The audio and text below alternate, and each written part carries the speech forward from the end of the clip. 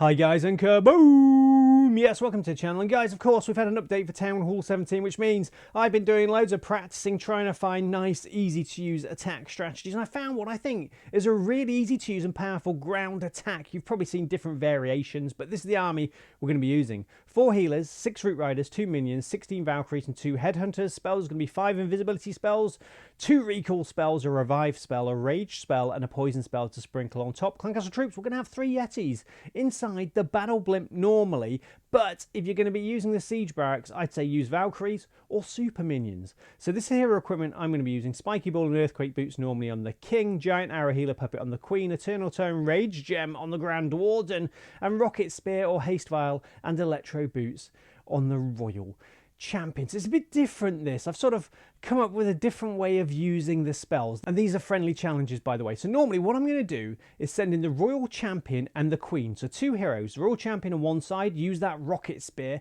The queen on the other side, use the giant arrow through the base, and we're just going to leave the heroes to do some damage. The royal champion with the rocket spear will snipe some defenses. I mean, maybe the spirit fox isn't the best combination there, but use what pets you want with your heroes, guys. Obviously I'd say the unicorn with the queen. Then recall the royal champion and the queen off the battlefield when you feel like they're sort of getting in danger. And as you can see, we've taken out 20% of the base, plus it's really helped funnel the next stage of the attack into the base, the main army. And that's half the problem with Town Hall 17 attacks, funneling, especially if you've got some sort of root rider attack. And then what we're doing is sending in the main army, recall your queen back onto the battlefield, maybe your royal champion, or just wait with the royal champion. You can send her back on to the battlefield later and use those invisibility spells. Use the king ability when he's in a built-up area, so the earthquake boots and spiky ball do loads of damage. Use your grand warden ability to protect as many troops as possible. I do like the rage gem. It helps sort of get your troops to move through the base, destroying things quicker. So I think overall the rage gem is a good combination.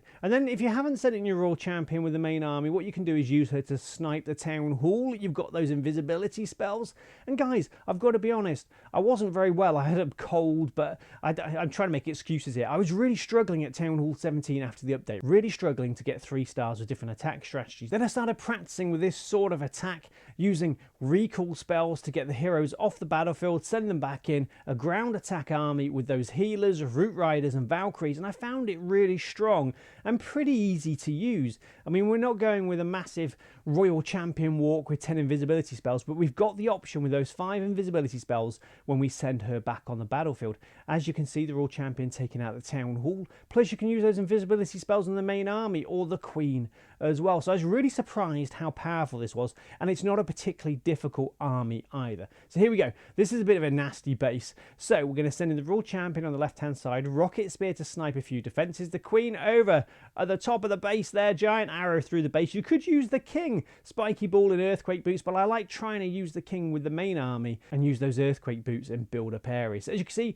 royal champion has been recalled off the battlefield. The queen's doing okay at the top of the base there. We're going to recall her off in just a moment, but no, we've used an invisibility spell to help out. And again, we've taken out just over 20% of the base, and we funneled the base quite nicely, kind of anyway. Then we're going to send in the main army. So the king, the root riders, and I haven't mentioned this already, but I should. So the siege machines that I'm using on these attacks, siege barracks, just because you get so much value coming out of those siege barracks to help support the main army. Now, if you are going to be using siege barracks and you know you're going to be using the siege barracks in advance, I wouldn't have yetis in there. They're too slow at the end of the battle. I'd have valkyries or super minions if you're going to be using siege barracks. You can obviously use the battle blimp, send it in through the grand warden's ability if you're scared of not taking out the town hall, which obviously can happen. But I honestly think siege barracks is your best value, and yeah, you should be alright taking out the town hall. So use siege barracks if you can, guys. And as you can see, the royal champion moving through the base, and we're using those invisibility spells as sort of a second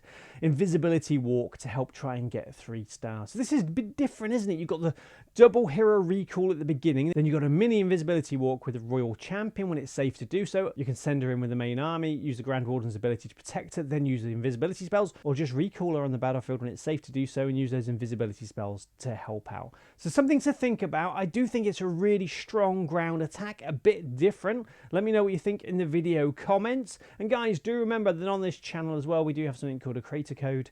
That's where you can help support your favorite content creator in-game by using their code before making any purchases. Our code is Code Moose. Any support would be amazing, and you do need to renew it once a week. Anyway, hope you have a lovely day. Remember to practice your fun links, stay hydrated, and I'll see you later, guys. Bye.